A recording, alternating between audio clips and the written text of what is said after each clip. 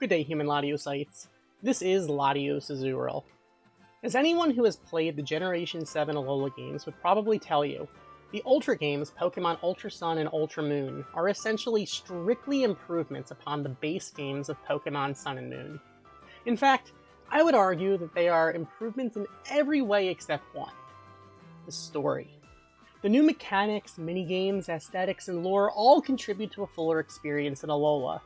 Even the new characters are interesting, especially the members of the Ultra Recon Squad. But that's where the problems begin.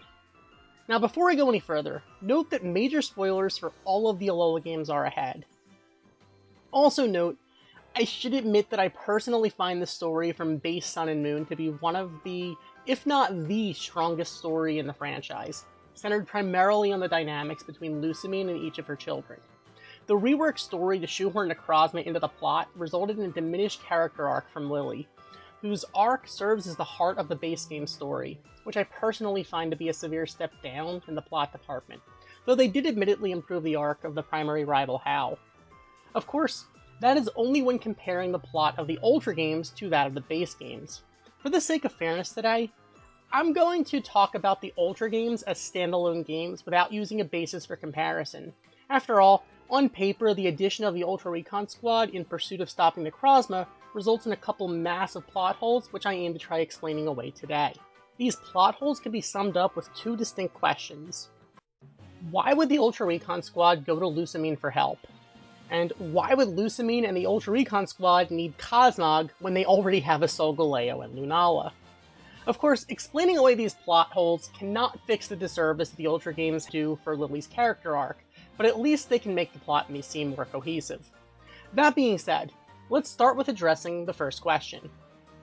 The Ultra games are more overt, albeit still initially subtle, about Lusamine's relationship with and loss of Moan, the guy from the Pokepelico.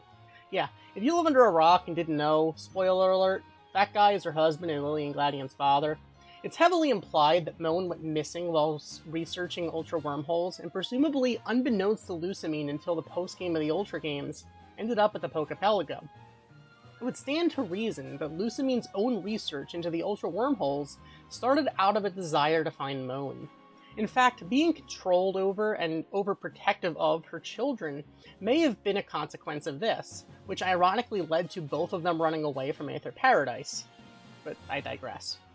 In the base games, Lusamine finding Nihilego could have been a first step toward finding Moan, which would mean Lusamine's obsession with finding her husband manifested in an obsession with the Ultra Beast, which may have been perceived as a means to finding Moan.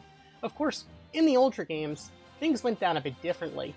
This time, the Ultra Recon Squad found Lusamine before she found Nihilego. Plus, it would stand to reason that she may have agreed to help them with the intention of getting her missing husband back through their use of Ultra wormholes. Of course, this would address why she would work with them, but why would they go to her? Simply put, I would imagine Alola in the game's respective universe was not the first place they went for help. They probably went to every dimension and place they could, but the Aether Foundation was working on two things that nobody else was: the Beast Killer from the Type Full project, and Beast Balls. With those, they could either stop or capture Necrozma, which they assumed to be an Ultra Beast. So we have a reason for the Ultra Recon Squad to get help from Lusamine. But if they already have a Solgaleo and Lunala, why would they need Cosmog? For this question, I actually have two very different possible answers. The first would be Lusamine acting independently from the Ultra Recon Squad. Admittedly, based on the cutscene at the beginning of the Ultra games, with the Ultra Recon Squad members helping try to catch Lily running away from Aether Paradise with Cosmog, this first explanation seems less likely, but still possible nonetheless. In this case, Lusamine's obsession with proving herself helpful to the Ultra Recon Squad in order for them to help her find her missing husband meant she would need a Pokemon of her own for operating an Ultra wormhole. The only one at her disposal for such a purpose would be the Cosmog that the Aether Foundation somehow acquired, which her daughter nicknamed Nebby. The second explanation involves the Ultra Recon Squad having a deeper understanding of Necrozma. In this case, the Ultra Recon Squad knew that Necrozma could and would absorb Solgaleo or Lunala, which would only make it stronger, which would mean they could not risk approaching Necrozma with either their Solgaleo or Lunala. But what can open an Ultra Wormhole that Necrozma cannot absorb? That's right, an unevolved Cosmog. In fact, they may or may not have even known about Cosmog or Cosmo even existing or evolving, especially if their Solgaleo and Lunala were acquired post-evolution. Thus, finding out about Cosmog being able to open an Ultra Wormhole to Necrozma without the risk of being absorbed by Necrozma would make it ideal for their initiative. Overall, these explanations would fix the biggest plot holes in Pokemon Ultra Sun and Ultra Moon's narrative.